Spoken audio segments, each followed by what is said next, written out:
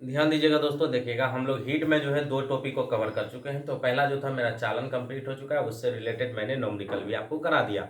उसके अलावा चलते हैं सेकंड में। सेकंड का बात करें तो संबंध, वहाँ से भी न्यूमेरिकल पूछा जा सकता है। अभी तक तो नहीं पूछा गया है, लेकिन फ्यूचर में भी पूछा जा सकता है, वहाँ से भी मैंने न्यूमेरिकल करा दिया। आज हम करेंगे विकर्ण। विकर्ण में कुछ खास है नहीं, बस समझने के लिए है। और जो है कि विकर्ण होता कैसे है, उसके बाद तीनों को मिक्स करके जो है तीनों का जो है कि समझेंगे आखिर होता क्या है।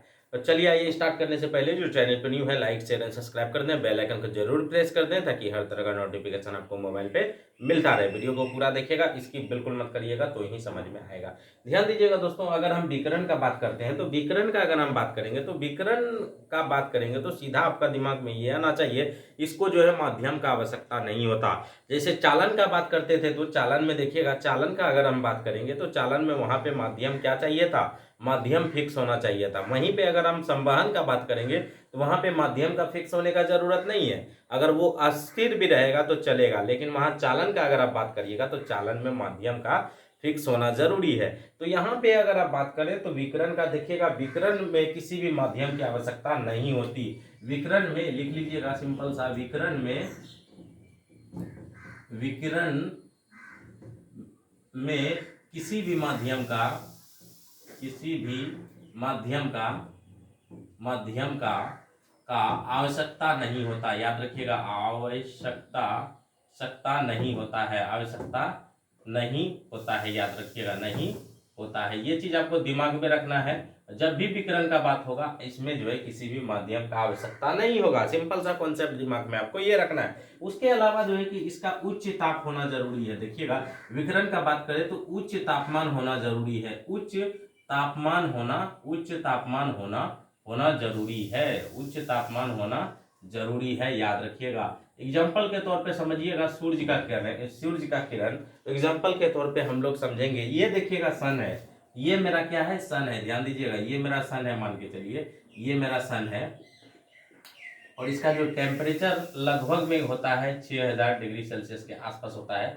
उसके अलावा देखिएगा, इसके अगर हम यहाँ से देखिएगा, सूर्य का किरण से अगर यहाँ से अगर इसका सूर्य का रोशनी अगर पृथ्वी पे आता है, ये मान के चलिए मेरा धरातल या फिर पृथ्वी जो बोल लीजिए, ये मेरा धरातल है, मान के चलिए ये मेरा क्या है, धरातल है। चलिए ये मेरा है धरातल या पृथ्वी, क्या है, पृथ्वी, मान के चलिए ये मेरा पृथ्वी है। तो यहाँ पे जो सूर्य का किरण जो विकिरण आएगा, वो जो आएगा कि यहाँ से जो सूर्य का किरण पृथ्वी तक आएगा, किसके माध्यम से आएगा, तो देखिएगा यहाँ पे जो माध्यम आएगा, ये क्या माध्यम हो जाएगा आपका, ये जो माध्यम हो जाएगा आपका विकिरण विधि द्वारा जो है सूर्य का किरण पृथ्वी तक पहुंचेगा। सिंपल सा यही कॉन्सेप्ट है। देखिएगा, विकिरण में किसी भी माध्यम का आवश्यकता नहीं होता। उसके अलावा यहाँ पे बात करेंगे तो अगर आप जब विकिरण का बात करिएगा तो वहां पे उच्च तापमान का होना जरूरत है। अगर उच्च तापमान नहीं होगा तो विकिरण संभव नहीं है। उसके अलावा देखिएगा, आप दो एग्जांपल देख लीजिए इससे रिलेटेड। अगर आपसे पूछेगा तो देखिएगा, ये क्वेश्चन पूछा जा सकता है, क्या पूछा जा सकता है कि यहाँ पे बात करेंगे तो कौन ऐसा जो है कि आप एग्जांपल के तौर पे ऐसा पूछा जा सकता है आपसे कि जो मान के चलिए कि एग्जांपल आपको दे दिया जाएगा और उसमें कहा जाएगा आपको कि देखिएगा कि जो कि तीनों चीज होता है, किसमें होता है, तो याद रखिएगा बॉयलर में जो है आपका तीनों चीज होता है, बॉयलर। उसके अलावा बात करेंगे तो यहाँ पे देखिएगा भट्टी, किसमें होता है, भट्टी में। ये जो दोनों चीज है एग्जाम्पल के तौर पे समझिएगा, इसमें जो है तीनों चीज होता है। क्या क्या होता है, चालन भी होता है साथ में, उसके अलावा बात करें तो संवहन भी होता है, उसके अलावा बात करेंगे तो आपका विकिरण भी होता है। याद रखिएगा, ये जो है कॉन्सेप्ट आपको दिमाग में रखना है। यहाँ से क्वेश्चन आपको देखने को मिल सकता है। क्वेश्चन क्या रहेगा आपको कि देखिएगा, जो चालन, संवहन और विकिरण तीनों किसमें होता है, निम्न में से तीनों किसमें होता है, तो आपको जो है टिक करके आना है। बॉयलर या फिर भट्टी में से कोई भी रहेगा तो आपको टिक करके आ जाना है। दोनों में देखिएगा तीनों चीज होता है। क्या होता है, चालन, विकिरण और संवहन तीनों चीज होता है। ये चीज आपको टिक करके आना है। अब आई होप यहां से आपको विकिरण का कॉन्सेप्ट क्लियर हो गया होगा। अब देखिएगा, इससे रिलेटेड आगे क्या है, इसको हम लोग थोड़ा सा देख लेते हैं। देखिएगा, आगे कहा है कि विकिरण में अगर हम बात करें तो थर्मल रेडिएशन के बारे में बात करेंगे आगे। तो देख लीजिएगा, इसमें जो आपका आने वाला है अब विकिरण विद्युत चुंबकीय तरंग, जो है आपका विकिरण विद्युत चुंबकीय तरंग। तो यहाँ पे बात करें तो इसका स्पीड पूछेगा आपसे, विकिरण विद्युत चुंबकीय तरंग का स्पीड जो पूछेगा सेम होता है 3 × 10⁸ मीटर पर सेकंड होता है, याद रखिएगा। इसका जो है क्या होता है 3 × 10⁸ मीटर पर सेकंड होता है, याद रखिएगा। इसके अलावा यहाँ पे बात करेंगे गति जो होगा इसका ये हो जाएगा। आगे बात करें तो देखिएगा जो कॉन्सेप्ट जो है विकिरण के द्वारा किसके द्वारा दिया गया है, कॉन्सेप्ट जो है विकिरण के द्वारा, विकिरण का कॉन्सेप्ट किसके द्वारा दिया गया है वो अब हम लोग समझेंगे। चलिए ये फटाफट समझते हैं कॉन्सेप्ट किसके द्वारा दिया गया है विकिरण का। तो विकिरण का जो कॉन्सेप्ट दिया गया है वो दिया गया है स्टेफेंस के द्वारा। विकिरण का जो कॉन्सेप्ट दिया गया है किसके द्वारा दिया गया है, कॉन्सेप्ट ऑफ रेडिएशन किसके द्वारा दिया गया है, concept of radiation, concept of radiation,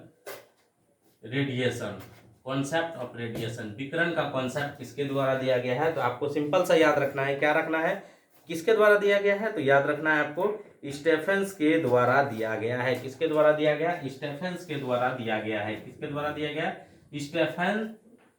Stephens के द्वारा दिया गया है, याद रखना है आपको। किसके द्वारा दिया गया, स्टेफेंस के द्वारा दिया गया है। इसका अगर मैथमेटिकल फार्मूला अगर आपसे पूछ दे, इसका अगर आपसे मैथमेटिकल फार्मूला पूछ दे तो आपको जो है सिंपल सा करना है, ई डायरेक्टली प्रोपोर्शनल टू, ये हो जाएगा आपका, क्या हो जाएगा, ये हो जाएगा आपको T⁴ ये जो है इसका मैथमेटिकल फार्मूला आपका निकल कर आ जाएगा। अगर आपसे पूछे विकिरण का कॉन्सेप्ट किसके द्वारा दिया गया है तो आपको सिंपल सा क्या करना है, सिंपल सा क्या करना है, आपको स्टेफेंस करके आना है। वहीं पे संवहन का बात करें तो संवहन में न्यूटन के द्वारा दिया गया है कॉन्सेप्ट का अगर हम बात करें तो। वहीं पे उसके अलावा चालन का बात करें तो चालन का कॉन्सेप्ट किसके द्वारा दिया गया है, तो चालन का कॉन्सेप्ट फोरियर के द्वारा दिया गया है। उसके अलावा विकिरण का कॉन्सेप्ट जो दिया गया है स्टेफेंस के द्वारा, संवहन का कॉन्सेप्ट जो है न्यूटन के द्वारा दिया गया है। इसमें अगर हम बात करें तो यहाँ पे देखिएगा, अगर इसको अगर आप हटाइएगा, किसको, ये समानुपाती को हटाइएगा तो इसका जो निकल के आ जाएगा ये आ जाएगा E is equal to rho A T⁴ निकल कर आ जाएगा। यहाँ पे देख लीजिएगा ये जो है इसका निकल कर आ जाएगा जब आप इसको क्या करिएगा, इसको इस समानुपाती को हटाएंगे तो। अब यहाँ पे समझिएगा E फॉर एनर्जी होता है, हाई एनर्जी आप बोल के चलिए, एनर्जी या एनर्जी ट्रांसफर हो जाएगा। उसके अलावा E जो है जो ये रो हो गया आपको स्टेफेंस कांस्टेंट हो गया, ये क्या हो गया, स्टेफेंस कांस्टेंट हो गया, याद रखिएगा स्टेफेंस कांस्टेंट हो गया।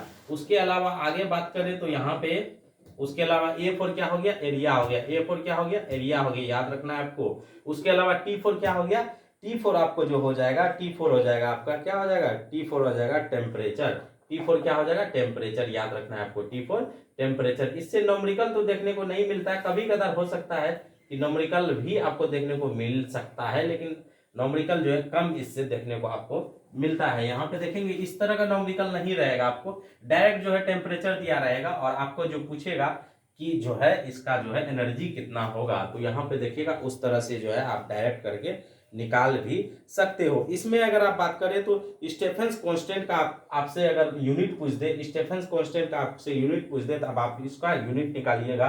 कैसे निकालिएगा, तो फटाफट हम लोग जानते हैं कैसे इसका यूनिट निकालते हैं। चलिए आइए इसका अब यूनिट निकाल लेते हैं स्टेफेंस कांस्टेंट का। ये मेरा जो है, ये मेरा क्या है, ये मेरा है। अब हम इसको निकालते हैं, तो निकालते हैं तो क्या करेंगे, E इज इक्वल टू हो गया आपका, E इज इक्वल टू हो गया A, ये हो गया रो, उसके अलावा T⁴ स्टेफेंस कांस्टेंट निकालना है तो ये हो जाएगा high energy by area, area bye T⁴ हो गया। उसके अलावा यहाँ पे एनर्जी का जो होता है हम सभी को पता है, एनर्जी का जो होता है क्या होता है, एनर्जी का हो जाता है मेरा, क्या होता है एनर्जी का, वाट, क्या होता है, वाट हो जाता है एनर्जी का। उसके अलावा मीटर स्क्वायर पावर 4, यहाँ पे बात करें तो इसका क्या हो जाएगा, वाट, एरिया का क्या होगा मीटर स्क्वायर, और टेम्परेचर का क्या होगा, टेम्परेचर का क्या होगा, केल्विन पे पावर 4। ये जो है इसका यूनिट हो जाएगा विकिरण का। अब देखिएगा, याद रखिएगा, अगर आपसे यहाँ से फटाफट अगर देख लीजिएगा तो चालन का जो यूनिट होता है इसका आपका WM/K। उसके अलावा यहाँ पे बात करें संवहन का तो क्या होगा, WM²K।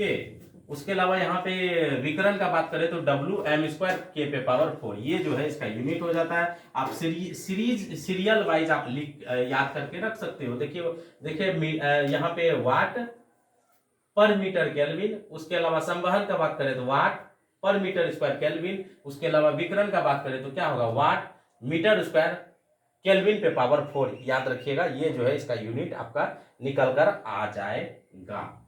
ये चीज आई होप आपको यहां से समझ में आ गया होगा। अब आगे बात करें तो इससे रिलेटेड जो नॉमरिकल जो रहने वाला है, देखिएगा नहीं तो ज्यादा लंबा वीडियो हो जाएगा। इससे जो नॉमरिकल जो एक्का दुक्का पूछा जाता है वो भी हम लोग कर लेंगे। इसका नॉमरिकल इजी रहता है, सिर्फ आपको याद रहना चाहिए जो इसका जो है कांस्टेंट जो होता है वो क्या होता है। देखिएगा कांस्टेंट और एरिया से रिलेटेड जो है नॉमरिकल आपको देखने को नहीं मिलता, डायरेक्ट जो है आपसे टेम्परेचर से रिलेटेड इसमें जो है नॉमरिकल आपको पूछा जाएगा, याद रखिएगा। अगर एक नॉमरिकल अगर आप देखें तो अगला अगला अगला वीडियो में हम लोग जो है इसका नॉमरिकल देख लेंगे फटाफट, इससे रिलेटेड जो नॉमरिकल पूछा जाता है। एक चीज और याद रखिएगा, अगर इसका जो टेम्परेचर है, टेम्परेचर हमेशा जो है इसका किस में लेना है, याद रखिएगा।